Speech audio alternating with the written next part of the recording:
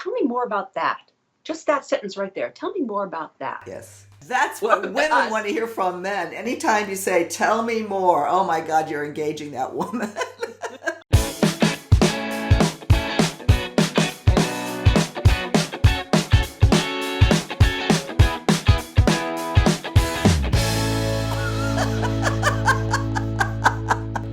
Thank you for joining us again on Second Act TV. I want to welcome back one of my favorite guests. You're always here with me. I love having you on. Motivational coach and life strategist, Joni Caldwell Lerner. Joni, thanks for being here again. Oh, thank you for that. You know how much I love being here, so we always have a good time. Well, and our audience loves you. You're so much fun. And, talking with you, you're the perfect person to talk to on today's topic, which is as we're out there dating, starting our life again, or even just talking to, making new friends or just talking to people in general. It's hard for a lot of people to make conversation. And we end up with a bunch of small talk that's just boring. So today, let's talk about how do we turn, monotonous small talk into, a meaningful conversation. It's a great topic, and it is a skill and an art. And I'm not sure who said it. I never remember who says anything. But anyway, to become a master, you do things 10,000 times. You want to play the violin, if you want to. So even this, learning to have small talk, learning to connect with other people, the more you do it, the more you practice, the better you'll get. Yeah. Well, we have several recommendations here. Again, as I typically do, I do a lot of research on this, see what's trending out there.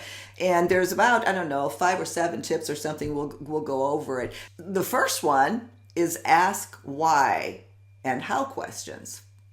Right. So those questions are more open-ended and will evoke more of a conversation as opposed to a yes or no. And one of the things that I really recommend to people is to channel their inner curious George. Like really be interested. Why is it that you find dancing so exciting? Where did that come from? How did you begin? There's a whole thing. Everything builds on the last thing. You can. Yeah, curiosity. Yeah, that is a point that came up in numerous articles. Being curious, genuinely curious, makes the other person feel like you're really interested in them. Yes. And right away, you're more likely to open up and get to that meaningful conversation, which incidentally, I don't know if we said this at the beginning, it's been shown through research that meaningful conversation actually makes you happier. So there's a really good reason for doing all this. It lights up the pleasure center as opposed to when you're watching too much news, it really is important what you're bringing into your mind and your energy field, really. So if you're asking interesting questions, if you're being curious about other people, if you even be curious about your own life, that lights up the pleasure centers. You have enough negativity out there. You don't need all that. Yeah. I mean, even on a first meeting, there is something that you can get deeper on. And I'm not talking about, deep down personal things, but just something that goes a little deeper than, so, what did you do on this vacation? It's more, why? How did that feel? How did, you just get to a different level of connection. And I think that's really, really good advice. And talking of, or speaking of advice, that's another point is, if the opportunity presents itself where you can ask for advice, that always makes somebody feel special. Yes. I just want to address what you just said a minute ago, though. When you're being curious, listen to what they're saying and then pull a thread, because they'll say something and you can pull that thread and say, tell me more about that. Just that sentence right there. Tell me more about that. Yes. Yes. And what was your next question? I was just getting the tell me more. We're going totally off subject here. That's what Welcome women back. want to hear from men. Anytime you say, tell me more, oh my God, you're engaging that woman. Yeah, great words. No, I was saying that Oh, advice. asking for advice, if you Yes. have the Yep. opportunity to genuinely, oh God, tell me about, well, what do you think about that?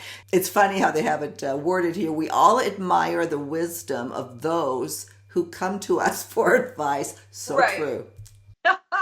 Yes, because what you're saying, if I come to you and say, listen, what do you think about this? Or I'm doing this. I've had two people come to me, three people actually, and said, I just wrote a book. I would love your opinion on it. Hmm. That makes me feel important, Right. and it makes me feel like they value what I think and what I've put into the world so far, honestly. Yeah. No, exactly. So if you have the opportunity to do that, great thing to do. And here this is, can't say this enough. Talk less and listen more. Yes, we've talked about deep listening before. It is something I had to learn and I had to practice. And as a coach, it's kind of critical. And I'll find myself going off on a tangent, and the person inside will go, "Stop it! You're losing them." I can hear it in their voice. So it is a skill, and you can learn it. Also, if you're talking too much, it might just be nervous energy. You're trying to make a good impression, or you're trying to be seen or heard. Just pause. Just really ground yourself. And we've talked about that before, but even just putting your feet on the ground and saying, okay, it's okay. Just listen to what they have to say. And then also, I have recommended to several people that they write down questions that they have in their back pocket. They don't bring them out and look at their 3x5 card, but have a few questions that are your go-tos so that you don't feel stuck. Yeah. Well, true, but I think that the key thing is to be able to build on questions that are being asked, and not jump or, well, here's the caution to that. Build on the question and then listen to what is said. By building on a question, I don't mean one upping somebody. Oh, that thing, and we've all done it, where you're just waiting for the person to stop talking so you can make your really important point.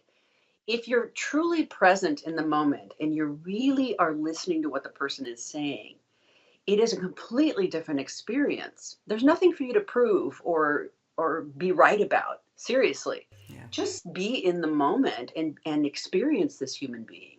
Yeah. Well, and it's the back and forth that brings meaning to what you're talking about. Because, Yeah. this way both people feel engaged. But Mhm. again, we're giving advice today to you, the viewer. So you be conscious of that.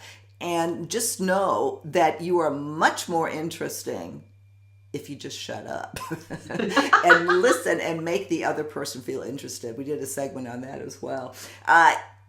Your body says it all. That's another really important point to making something meaningful.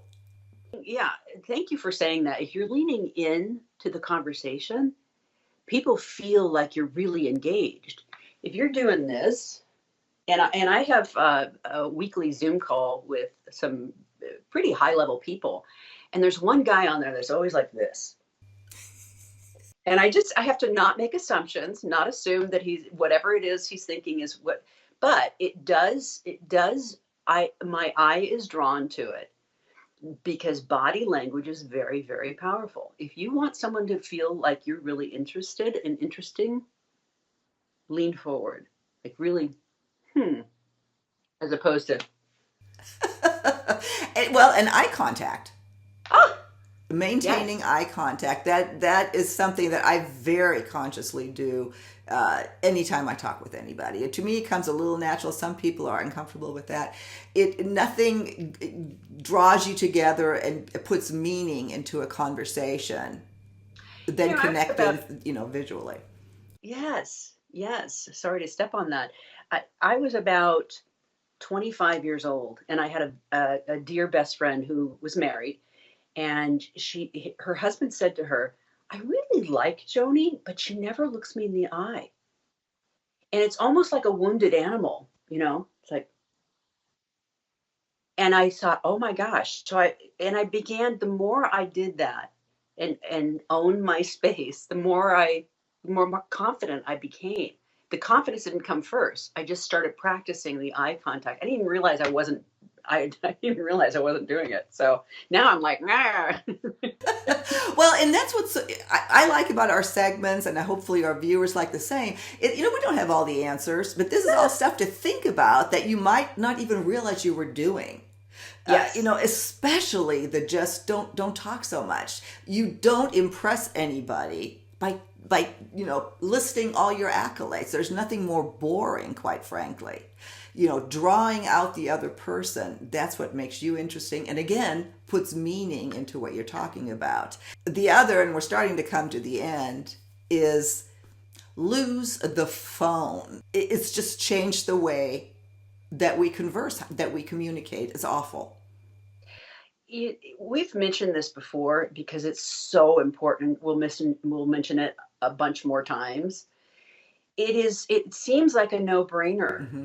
But I don't care if you're expecting, let's say, an incredibly important email from the CEO of your company, then let the person you know that you're with know, listen, I have one email coming through. I put a special ringer on it. I'm not going to look at the phone unless the ringer comes through. I just want to let you know. That's one thing.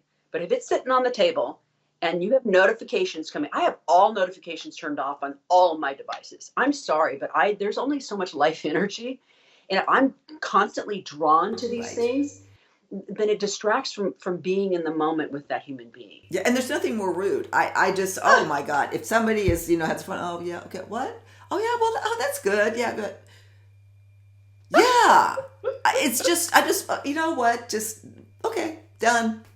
Yeah, yeah, absolutely. It Agreed. takes all Agreed. meaning out of everything you said. It just disappears. So if you're Yeah. doing that, and I have really good friends that do that, and it's really, really annoying. I would actually set a boundary. I would say, listen, if we're going to meet for lunch, then my request would be that your phone is in the purse. Yeah. I, again, there's only so much life energy, especially at this point. I have, how many years do we have left? 5 minutes, Yeah. 10 years, 30 years. I don't know. Time is very different to me now. It's very sacred to me. No, to me too. Well, like I said, we're coming to the end. These are all really good things to think about because it is very easy actually to turn any conversation into something a little bit more meaningful, create more of a connection if you just, you're aware of some of these things. Even if you are an introvert, just think about, you don't have to talk if you ask questions and listen. And I'll throw it over to you. Well, you make a good point. How would you want to be treated? Mhm. How what makes you feel important? What makes you feel seen? What makes you feel like you're honored as a human being? Do that. Again, that's a generosity of spirit. Just be that. Show up that way. Yeah, exactly. So, Well, leave yeah. us your comments, questions. I'm sure there's other bits of advice. I always love the comments that build. We got so much good information there as well. So do leave that, Joni. You always chime in. We love interacting with the viewers. So thank you again for being here. We will link to all of your information. If you do want a coach, dating coach, life strategist, need a little bit more motivation. Call Let's Joni. strategize. She has a 15-minute free, like an exploratory call. So if that's something that you're thinking about, do call her. And Joni, we'll see you next time on Second Act TV. Thank you so much.